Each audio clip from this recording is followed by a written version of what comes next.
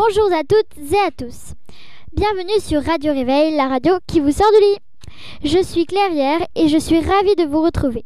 Il est 7h30 et nous nous retrouvons pour une nouvelle émission ce matin, en compagnie de mes chroniqueurs. Émilie Corne. Ouh.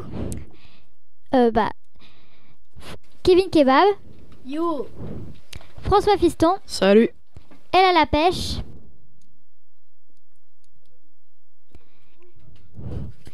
Et Cédric le Belge. Bonjour. Et nous commençons tout de suite avec la chronique de Cédric le Belge. Alors, de quoi allez-vous nous parler aujourd'hui ? Alors moi aujourd'hui je vais vous parler des faux raccords.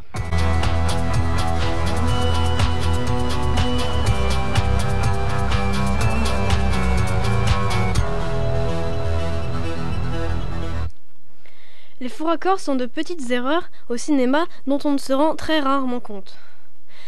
Ils peuvent aller très loin. Il existe différents types de faux raccords, techniques ou même historiques. Je vais vous donner 4 exemples présents dans le film X-Men. Dans X-Men, le commencement, on voit le professeur Xavier dans son lit. Sur la table de nuit se trouve la photo célèbre de Einstein, prise en 1946. Or, le film est censé se passer en 1944. Ceci est un bon exemple de faux raccord historique. J'attends beaucoup mieux de vous. Ok Xavier, je vais te donner un meilleur exemple. Encore une fois, dans X-Men le commencement, il y a un faux raccord temporel. La scène qui a lieu dans la base du Dr Shaw est censée se dérouler en 1962. Sur la table, on peut apercevoir un paquet de M&M's, où il y a des M&M's bleus. Or, les M&M's bleus sont apparus en 1995. Je ne veux pas faire de placement de produit, mais c'est totalement incohérent. Un autre type de faux raccord, mais cette fois-ci technique. Quand les ados mutants se retrouvent autour d'une table, l'hurleur tient un biscuit. Plan suivant, il ne l'a plus. Bon, vous pouvez me dire qu'il l'a mangé, sauf que plan suivant, il l'a à nouveau dans les mains. C'est inexcusable. J'ai encore mieux. Allez, changeons de X-Men, The Day of Future. Lors de la scène de l'avion, nous voyons Wolverine lire le journal. Et si nous zoomons et mettons pause, on peut remarquer sur le journal qu'il y a des paragraphes identiques. Mettre pause révèle bien des choses. Bon allez, j'ai fini, à vous de trouver vos faux raccords. Très bien. Merci beaucoup, Cédric le Belge. Maintenant, c'est à moi.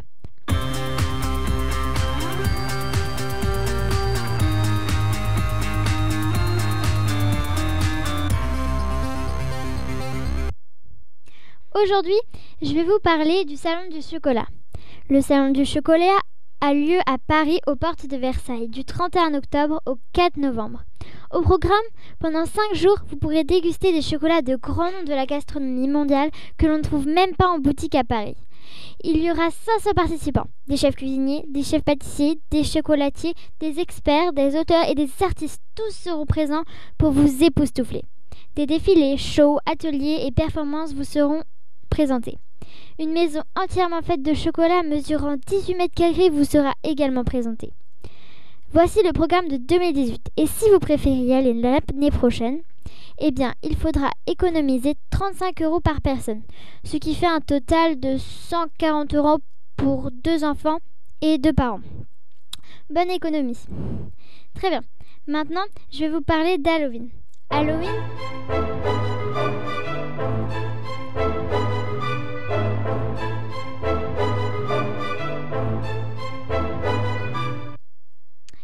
Halloween, ou l'Halloween, est une fête folklorique et païenne traditionnelle originaire des îles anglo-celtes, célébrée dans la soirée du 31 octobre, veille de la fête chrétienne de la Toussaint. Le but est de récolter des sucreries, de sculpter des navets ou citrouilles, de se costumer en personnages effrayants. Halloween est une fête qui rend hommage aux morts. Au Mexique, on appelle cette fête Dia de los Muertos. Elle est une fête très populaire en Irlande, en Écosse et au Pays de Galles, mais elle l'est de moins en moins en France. Très bien, c'est fini. Maintenant, nous allons passer à notre chroniqueuse Émilie Corne qui va nous parler un petit peu d'animaux fantastiques. Yo licorne.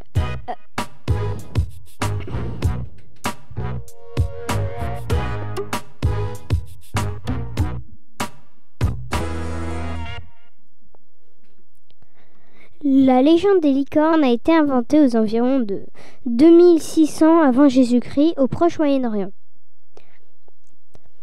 La légende voulait que seule une jeune fille au cœur pur et puissant puisse l'approcher. La licorne peut apparaître de différentes façons. Elle possède une corne sur la tête, bien sûr, et elle peut être rose et même invisible.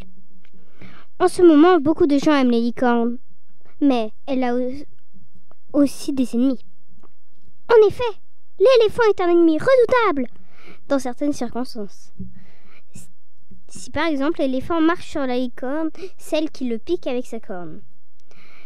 La mythologie grecque nous raconte aussi que la licorne est une créature féerique, fabuleuse et même fantastique, fidèle en amour et en amitié. C'est un animal farouche et pur qui serait une monture aux dieux qui vivaient en groupe dans la forêt enchantée. Si vous voyez une licorne, envoyez-la sur radioréveil.com. Merci beaucoup, Émilie Corne. Maintenant, nous allons passer à vraiment toute autre chose qui fait beaucoup plus peur que les licornes. Au cinéma, voici François Fiston.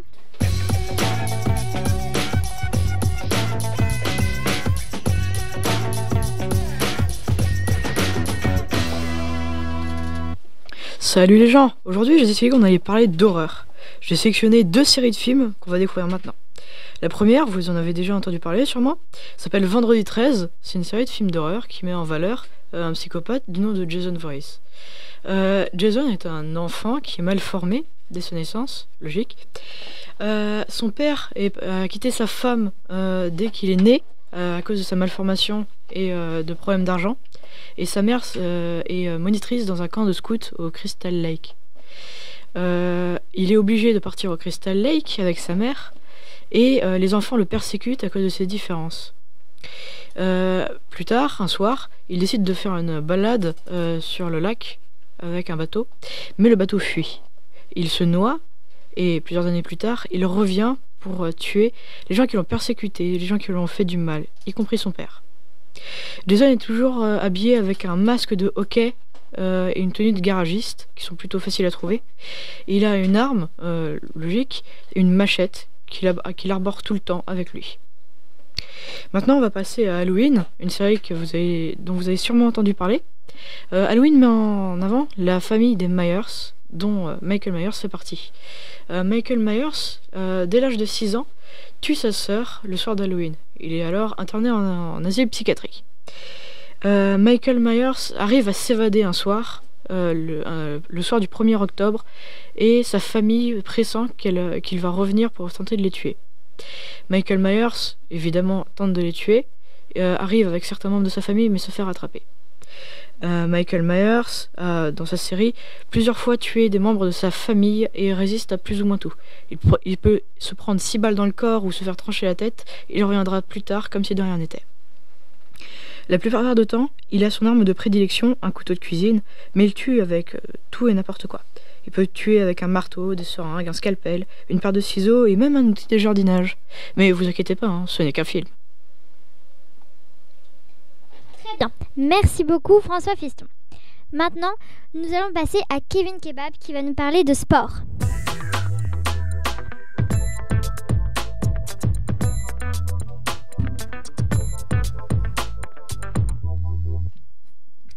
Je vais vous parler du football féminin. On va commencer avec les jeunes des U18 sélectionnés pour un stage fin octobre. Et je vais vous citer les noms et prénoms des principales titulaires. Gardienne, Audrey Dupupet. Défenseur, Clara Moreira. Milieu de terrain, Margot Lemouel. Et attaquant, Maïté Boukli. Passons tout de suite aux informations étonnantes du football.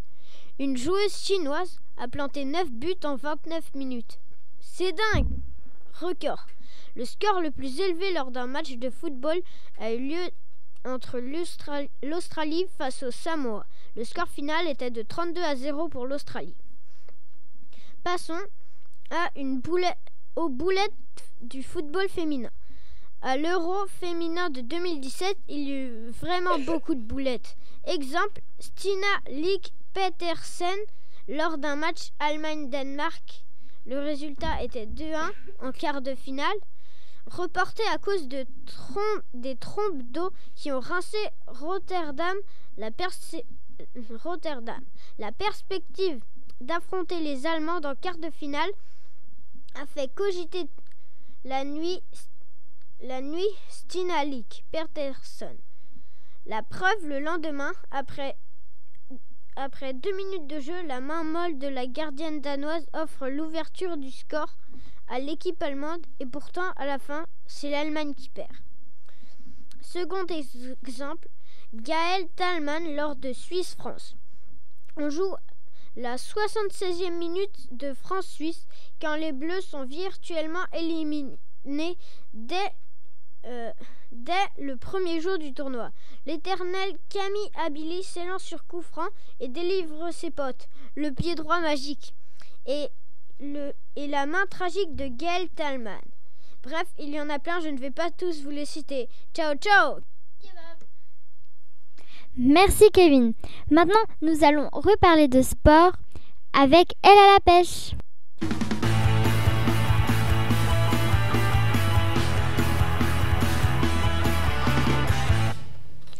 Bonjour, alors aujourd'hui je vais vous parler des gags de l'athlétisme. Le premier gag s'est déroulé à Rome en 2007 lors d'un meeting. Un lanceur de javelot, Tero Pitamaki, se préparait. Autour du terrain limité pour le lancer de javelot se trouvaient les athlètes pour le saut en longueur. Si bien que lorsque le Finlandais lança son javelot, il atterrit en plein dans le dos de Salim Sdiri, un athlète français. Ce dernier fut directement emmené à l'hôpital par une ambulance. Heureusement, il s'est remis de sa blessure. Ensuite, un événement un peu plus récent, en août 2018, c'est Fantou Workou qui fait une erreur. Alors qu'elle est en tête du 3000 mètres, elle s'arrête 200 mètres avant l'arrivée, toute souriante, croyant qu'elle a gagné la course. Alors qu'elle s'apprête à quitter la piste, elle s'aperçoit que ses adversaires continuent de courir. Alors elle se replace sur la piste et finit sa course dépitée. Maintenant, je vais vous parler de la grosse erreur du Français Mekissi, en tête du 3000 steeple à Zurich. Il enlève son maillot un demi-tour de piste avant l'arrivée car il est de l'avance sur le deuxième et il est sûr de gagner. À l'arrivée, il est souriant et il savoure sa victoire et court vers son coach. Il est content jusqu'au moment où on lui annonce qu'il est disqualifié car il n'est pas autorisé de retirer son maillot avant d'avoir passé la ligne d'arrivée. Dommage, c'est son compatriote français Johan Kowal qui l'emporte. Pour finir, voici la pire erreur, si on peut appeler ça une erreur, qui était commise dans le domaine de l'athlétisme. John Drummond, en 2003, lors des championnats du monde d'athlétisme à Paris, a refusé de quitter la piste après avoir fait un faux départ. Il s'est allongé sur la piste, empêchant les athlètes de courir, et au bout de 10 minutes, il est revenu s'aligner sur les starting blocks alors qu'il aurait dû sortir de la piste. La course s'est finalement annulée après 50 minutes d'attente. Donc j'ai terminé et je vais aller consoler tous ces athlètes. Au revoir. Merci beaucoup. Maintenant, je suis très contente de vous avoir tous accueillis, mais avant de vous quitter, je vais vous parler des Lego.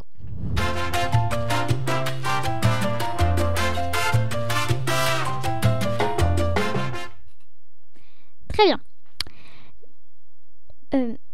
Lego est une gamme de jouets de construction fabriquée par le groupe danois de Lego Group. Elle se compose de briques emboîtables, de figurines et diverses autres pièces. Les briques Lego peuvent être assemblées et reliées afin de construire des objets tels que des véhicules, des bâtiments, des robots, des paysages, etc. Les constructions peuvent être démontées pour créer de nouveaux montages avec les pièces. The Lego Group a commencé à fabriquer des briques de jeu à verrouillage en 1932. Le fabricant de Lego devient en 2014 le numéro 1 du marché du jouet devant Mattel et s'offre de nouvelles licences, comme la licence de Simpsons et la licence Minecraft, jeu vidéo à succès souvent qualifié de Lego virtuel, et tout juste racheté par Microsoft. En 2014, Lego enregistre un chiffre d'affaires de 3,83 milliards d'euros, plus de 13% par rapport à 2013, et un bénéfice net de 941 millions d'euros, plus 15,6% par rapport à 2013. Vous vous rendez compte? C'est énorme. Enfin, moi, je trouve ça vraiment énorme. Bon, c'est fini. J'espère que ça vous aura plu. Bonne fête et n'oubliez pas d'économiser pour le salon du chocolat. C'était Clairière et à bientôt sur Radio Réveil.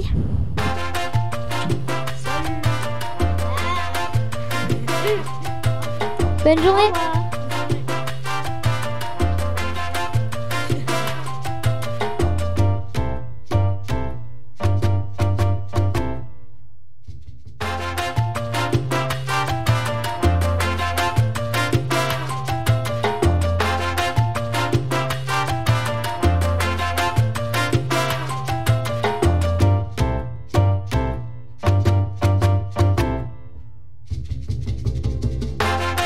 Bonsoir à tous, voici le bonus de Radio Réveil, c'est Radio Dodo.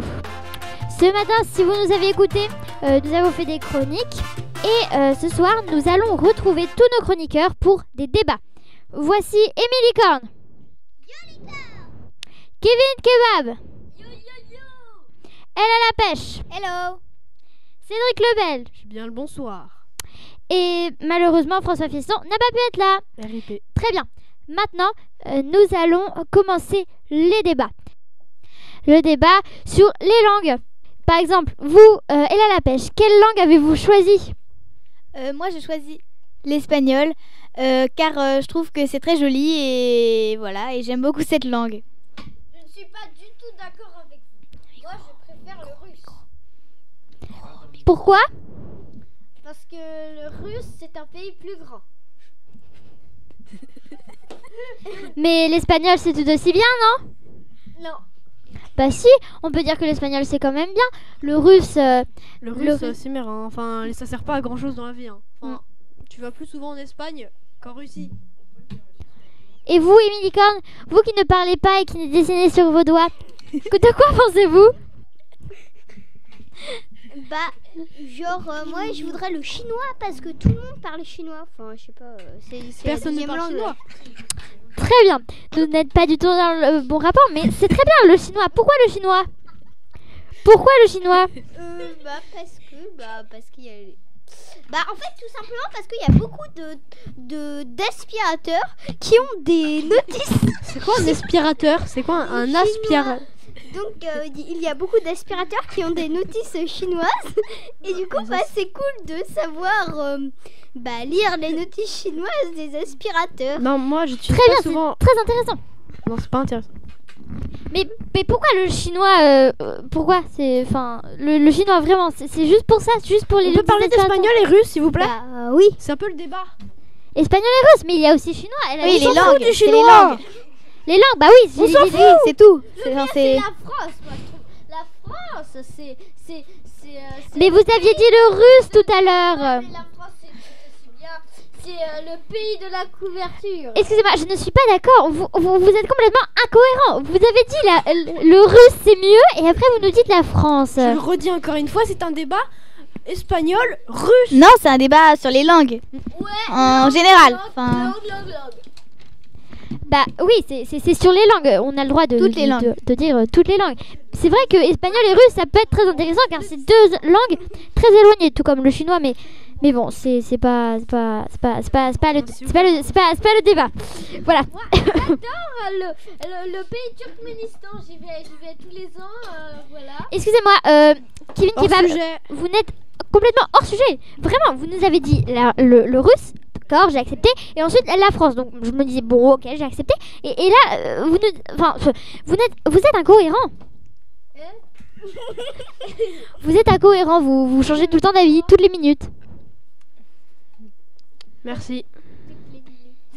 Ouais, c'est toutes les Et maintenant, quel pays préférez-vous? Quelle langue préférez-vous maintenant?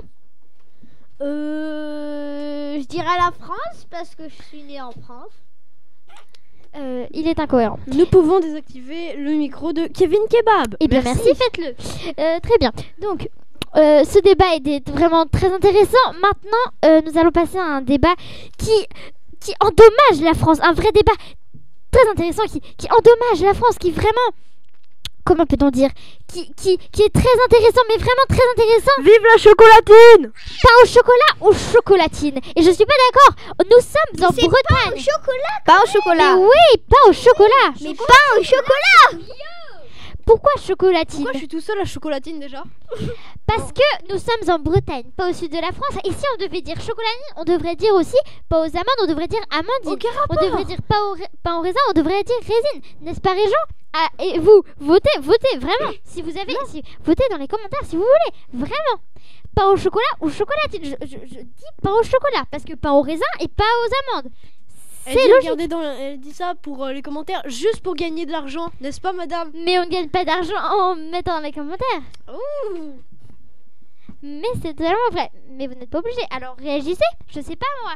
Allez sur Radio Réveil et radiododo.com et nous verrons bien si pain au chocolat ou chocolatine est plus. Et est en même plus- temps, ça fait de la pub.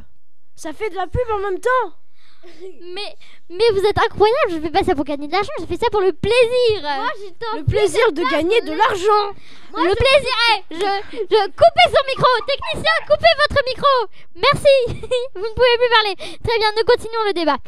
Pain au chocolat ou chocolatine? Pain au chocolat. Nous sommes tous d'accord, c'est très bien. Continuons peut-être. Nous allons parler d'un autre débat. Très cohérent. Les licornes existent-elles, oui ou non? Vive la chocolatine. Les licornes existent. Pour Aimé Licorne, c'est peut-être un peu logique. Et pour vous, Kevin Kebab, les licornes existent-elles? Moi, je trouve qu'elle n'existe pas parce que... Oui. moi, je trouve que ça n'existe pas parce que ce sont des animaux fantastiques et qu'on n'en voit jamais dans la vraie vie. Mais vous n'êtes pas une fille. On de la Attends. Et il y a les licornes roses invisibles aussi. Les gens, ils écoutent même pas les chroniques. J'en ai rien à faire des licornes roses invisibles. Hein. Oui, bah les licornes roses invisibles, elles sont invisibles. Donc c'est logique que personne ne les voit. T'as dit qu'on voyait la corne, alors c'est pas ma faute, moi. Et est-ce qu'on a des preuves de tout ça? Non. Bah oui.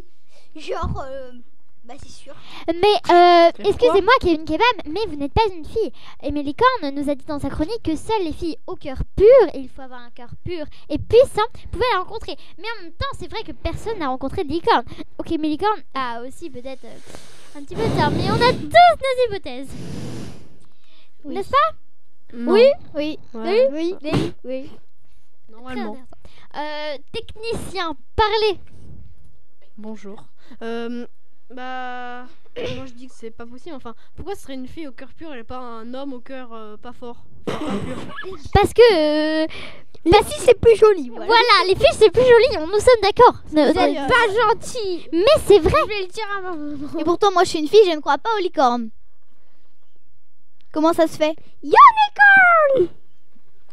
J'ai rien compris. à Parce ce que t'as tu n'as dit. pas le cœur pur et puissant. toi. Non, très bien. bien. Nous avons... Toi, tu l'as. Excusez-moi, Ah, technicien, d'accord. coupez les micros, s'il vous plaît. Très bien. Merci beaucoup. Eh bien, vu que nous avons tous nos hypothèses et que nous ne sommes pas tous d'accord, les débats pour Radio Dodo sont finis car il est l'heure d'aller au dodo. J'espère qu'on vous aura bien ennuyé pour que vous puissiez aller dormir très vite. Bonne sieste, enfin bon dodo. Au revoir. Vive la chocolatine!